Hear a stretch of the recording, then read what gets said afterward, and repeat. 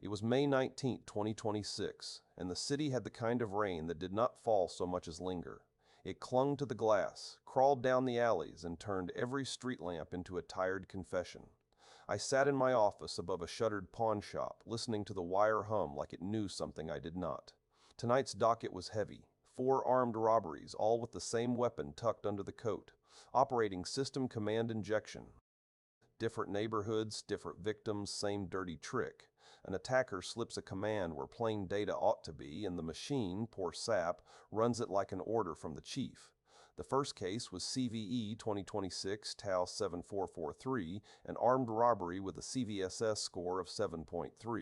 The informant's tip, the EPSS probability, came in low at 0.2%, but low odds do not make a clean street. The target was Bert the Coder McPD and Twist, versions up to and including 124.4.my. No KEV record tonight, so this one was not a repeat offender caught in the act, not yet. The broken part sits in the fuzz domain function in sarcindex.ts inside the MCP interface. The weakness is operating system command injection, best matched to CVE-78, improper neutralization of special elements used in an OS command. The attack chain is simple and mean. A remote caller sends a crafted MCP request with a request argument that includes shell metacharacters or command separators. The MCP interface passes that argument into fuzz domain. That function builds or invokes an operating system command using the supplied value. The shell reads the attacker's extra payload as a second command. What should have been a domain fuzzing job turns into arbitrary command execution under the privilege of the McPD and Twist process. The scope is narrow in brand, but sharp in effect. McPD and Twist is not a household name like a city bank, but MCP tooling has been spreading fast through developer workstations, AI agent labs, and internal automation. A vulnerable instance exposed to a network could give an unauthenticated remote attacker code execution if the MCP endpoint accepts outside calls without proper gatekeeping. That could mean stealing API keys from environment variables, planting a backdoor, pivoting into source repositories, or turning a developer box into a beachhead for ransomware. If authentication is enforced and the interface is bound only to localhost, the robber needs a closer angle, but the weapon remains loaded. The remediation is plain. Versions up to 1.04 are affected, and no patched version was listed in the report available for May 19, 2026.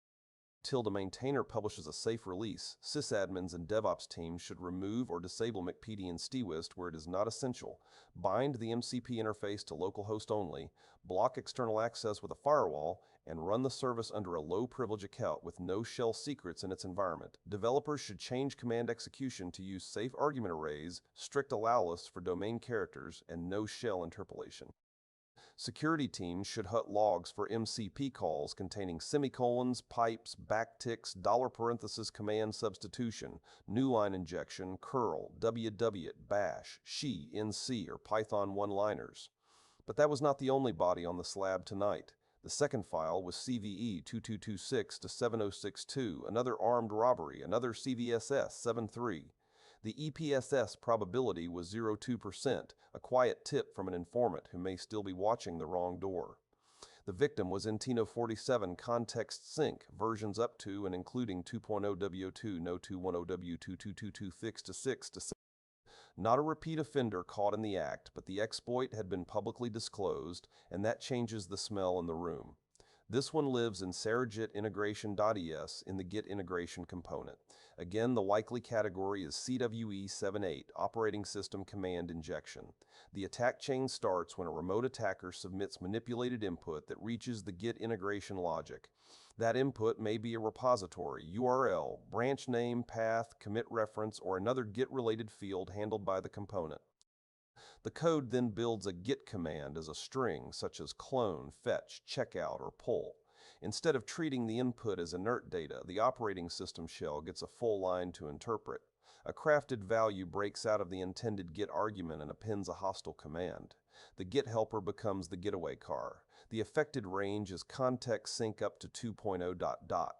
Tools like this often sit in automation paths, moving context between repositories, local projects, and AI-assisted development flow.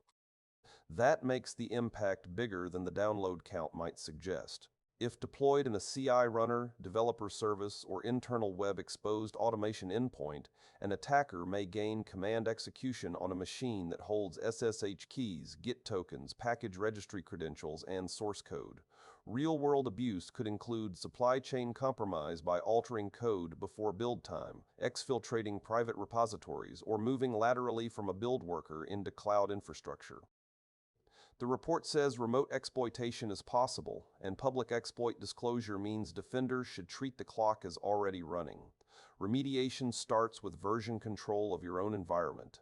Versions up to and including 2.0.0 are affected, and no fixed version was identified in the May 19, 2026 intelligence.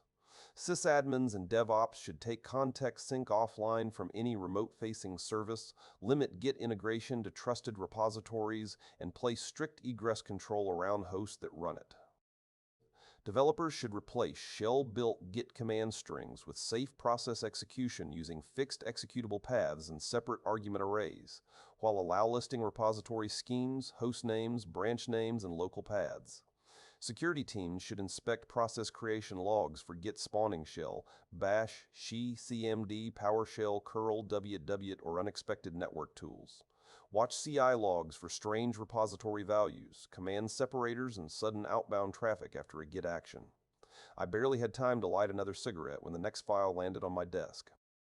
CVE-2026-7061 came in wearing the same cheap cologne, high severity CVSS 7.3 EPSS probability 0.02%. The product was 2-wire-ed ChatGPT MCP server, versions up to and including .1.0, no KEV entry, not caught in the act by the Federal Ledger, but the exploit had been disclosed to the street. The broken piece is in CSE search services docker.service, .z in the MCP over HTTP area. The weakness is operating system command injection, CVE-78 again, this time with Docker in the frame.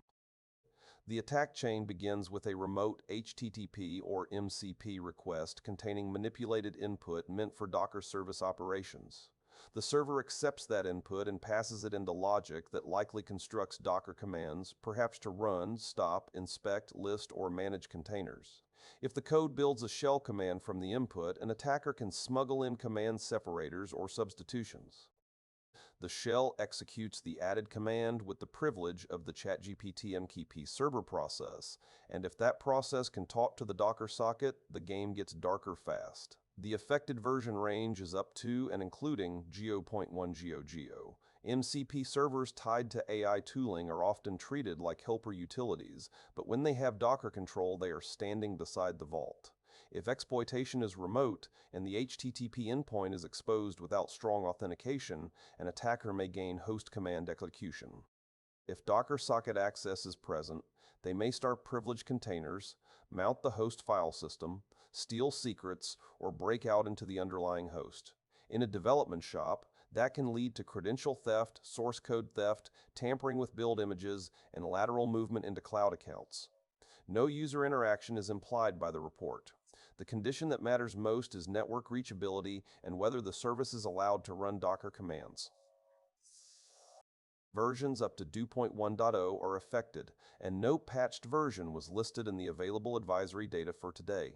DevOps should immediately remove internet exposure, require authentication, and bind the service to localhost or a private management network. If the Docker function is not needed, disable it. If Docker is needed, do not mount the Docker socket into this service unless there is no safer design. Developers should use Docker SDK calls or safe argument arrays instead of shell strings with strict validation of image names, container names, tags, and options. Security teams should search HTTP access logs for suspicious parameters containing semicolons, pipes, ampersands, backticks, encoded newline characters, and commands like id, unaim, whoami, curl, wget, bash, shesh, or docker run with privileged flags. The night was far from over. The last case was CVE-2026-7067, another high-severity armed robbery, CVSS.3 EPSS. The product was D-Link DIR822 firmware A101, specifically the DIR822 router line. No KEV entry appeared tonight. But routers are old alleyways in this town. Plenty of bad actors know how to work in the dark there. This vulnerability sits in the udhcpd DHCP service, in udhcpd see inside a function named system. The weakness is command injection, CVE-78. The attack chain begins when an attacker on a reachable network sends a crafted DHCP request with a malicious hostname value. The DHCP service parses the hostname and passes it into code that invokes a system command. Because the hostname is not safely neutralized, shell metacharacters in that field are treated as command syntax. The router executes the injected command with the privilege of the DHCP daemon, often root on embedded firmware. A field meant to name a client becomes a crowbar against the device. The exact affected release named in the report is D-Link DIR822 firmware A101. Home and small office routers like the DIR822 are widely deployed in the long tail, sitting in closets, retail counters, branch offices, and remote worker homes. Exploitation is remote in the sense that a network attacker can send the hostile DHCP traffic, but DHCP usually limits the attacker to the local network or any segment where DHCP requests can reach the daemon. If abused, the attacker may take over the router, change DNS settings, intercept traffic, join the device to a botnet, or use it as a staging point into the local network. No user click is needed. The key condition is access to the DHCP service. Remediation depends on firmware reality. Firmware A101 is affected, and no patched firmware version was identified in the May 19, 2026 report. Network teams and small business admins should check D-Link support for a release newer than A101 and upgrade if one is available. If no vendor firmware is available, replace the device in higher-risk environments. As a workaround, restrict untrusted clients from joining the LAN, disable guest-to-LAN reachability, use port security or network access control where possible, and monitor for rogue DHCP traffic. Detection should focus on DHCP logs or packet capture showing hostname values with shell characters, encoded payloads, command words, or unusually long strings.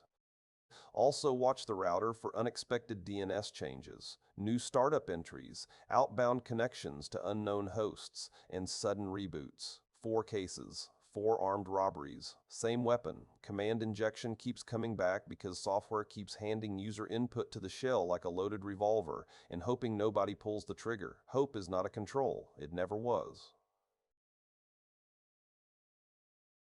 Tonight's takeaways are simple enough to write on the back of a matchbook. Remove exposed MCP and automation tools you do not need. Bind management service to local host or private networks. Do not build shell commands with user input. Use safe APIs, fixed executable paths, separate argument arrays, and allow lists. Watch your logs for command separators and post-exploit download tools. And when a patch is not yet listed, treat containment as the patch you can apply before dawn. This is Jack Cipher, closing the file for now. The rain is still falling, the city is still listening, and somewhere out there, a shell prompt is waiting for the wrong kind of name.